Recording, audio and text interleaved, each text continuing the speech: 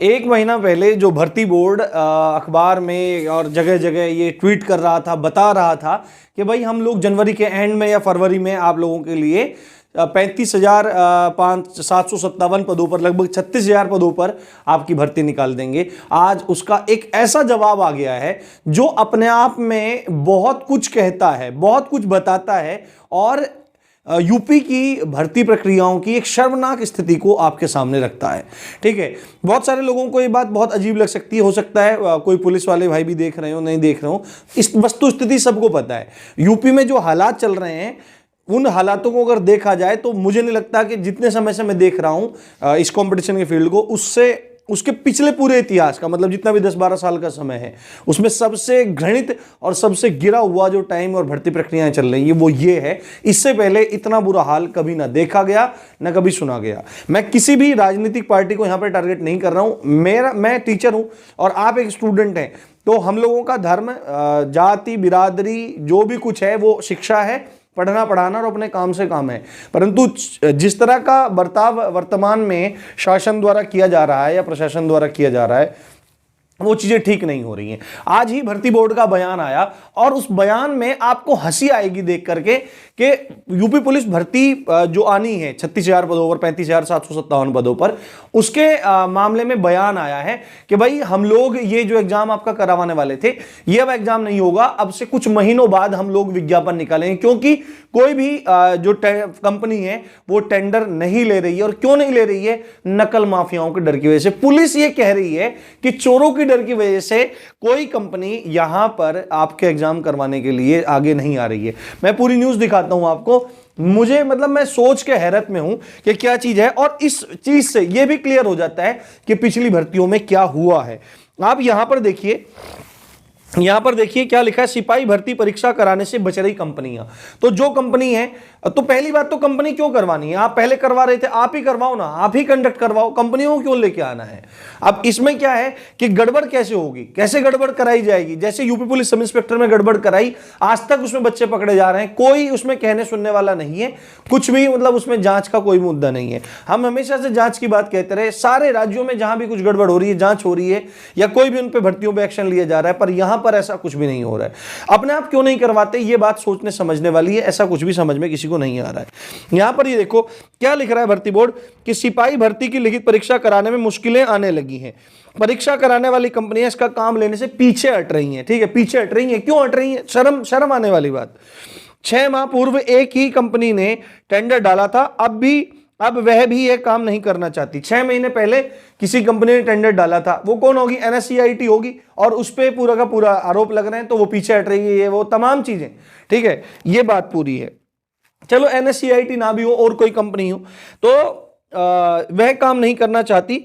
चर्चा है कि कंपनियों को पेपर लीक गिरोह और नकल माफियाओं का डर सता रहा है। पुलिस वालों को अपनी भर्ती करवाने के लिए नकल माफियाओं का, अरे इनकी कमर क्यों नहीं तोड़ते भाई?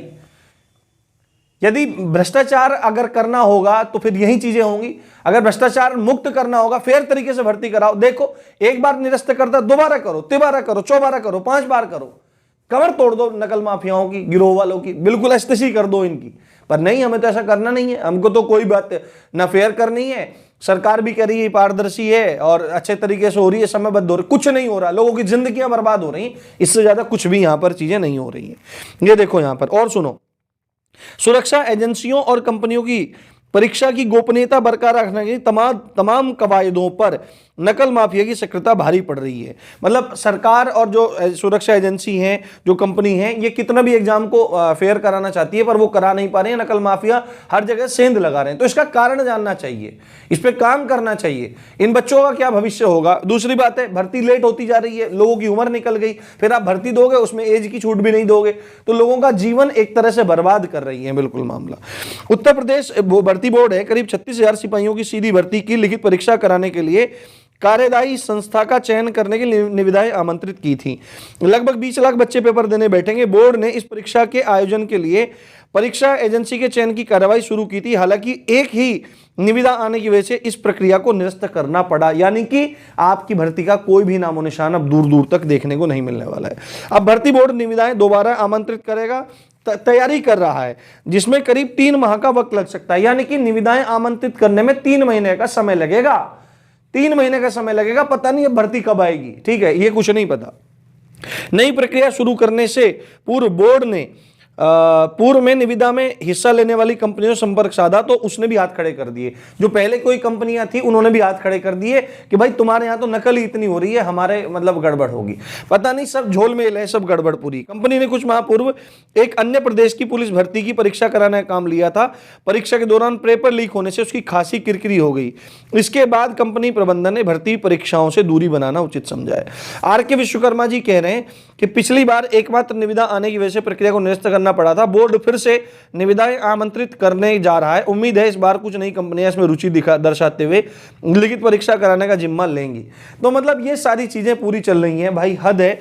यानी कि जो आपकी भर्ती है ना, ये बोल रहे हैं कि भाई 3 महीने में तो हम ही आपकी निविदाएं आमंत्रित करेंगे। यानी कि भर्ती कब आएगी ये कुछ नहीं है। तो एक बात है, जितने भी नेता हैं, जितने मंत्री हैं, अखबार में अब खबर उसी दिन छपनी चाहिए जिस दिन ये बात कंफर्म हो जाए कि भाई हम लोग भर्ती दे रहे हैं। उसके पहले कोई भी जानकारी भर्ती बोर्ड को या सरकार को साझा नहीं करनी चाहिए। नकल माफियाओं का ये देखो टेंडर, मतलब ये पूरा है, और सब मतलब बर्बाद बच्चों का जीवन इसमें हो रहा है। कुछ भी किसी को कुछ भी नहीं पड़ी है। सरकार को तो न जाने क्या हो गया है कि लोगों की तरफ, बच्चों की तरफ ध्यान दे ही नहीं रही है।